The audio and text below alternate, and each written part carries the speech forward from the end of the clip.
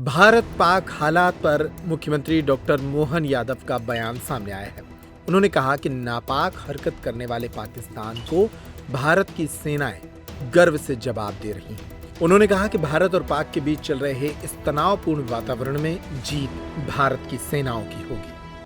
आज जनजातीय शिल्प महोत्सव कार्यक्रम में मैं आया। मुझे इस बात का अत्यंत खुशी का एहसास हो रहा है जिस प्रकार से जनजातीय बहनों की, भाइयों की अपनी कला को सबके सामने 3 दिन तक भोपाल राजधानी में प्रकटीकरण का अलग अलग स्टॉल पर मौका मिल रहा है।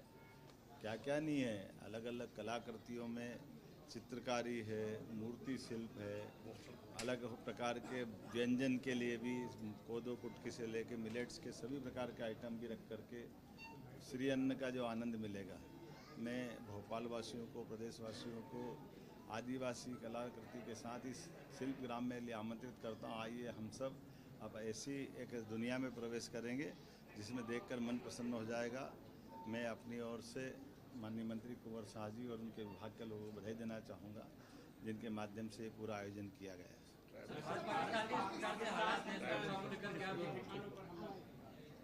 नापाक पाक ने जो हरकत की है, यशस्वी प्रधानमंत्री और हमारी सेना, दोनों सरकार और सेना ने मिलकर जिस प्रकार से उसका मुंहतोड़ जवाब दिया और उनके होश फाख्ता कर दिए, हमारे लिए ये चुनौती का समय भी है, लेकिन देश की सेना और यशस्वी प्रधानमंत्री के कुशल नेतृत्व का गर्व का क्षण भी है।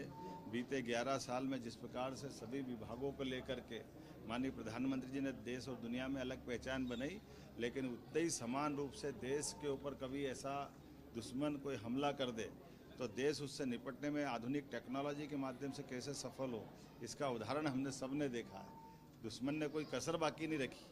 चारों तरफ से पंजाब, राजस्थान, जम्मू कश्मीर, हरियाणा, हर तरफ से उनने अपनी सारी कोशिश कर ली, लेकिन हमने सबने देखा और दुनिया को दिखाया माननीय प्रधानमंत्री जी ने अपने माध्यम से कि हमारे पास आधुनिक सुविधाओं के साथ साथ वर्तमान में सुरक्षा के लिए भी वो सारे प्रबंधन सेना ने माननीय मोदी जी के नेतृत्व में रखे, जो विकासशील देशों में कभी इजराइल में, अमेरिका में ही देखते थे, वो सब हमारे पास है।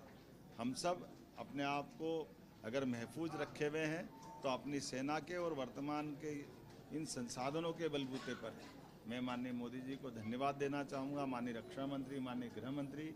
और इसीलिए हमने अपने प्रदेश के स्तर पर भी इस वर्तमान हालात में भारत सरकार के निर्देश के आधार पर आज सुबह ही मैंने मीटिंग बुला ली है और हम अपने प्रदेश के भी नागरिकों को आने वाले किसी प्रकार की चुनौती में अपनी सारी व्यवस्थाओं को करने में हम सम्बद्ध हों और ख़ास करके यशस्वी प्रधानमंत्री के नेतृत्व में पूरा देश एकजुटता के साथ दिखाई दे, इसके सारे प्रबंधन हमने किए हैं।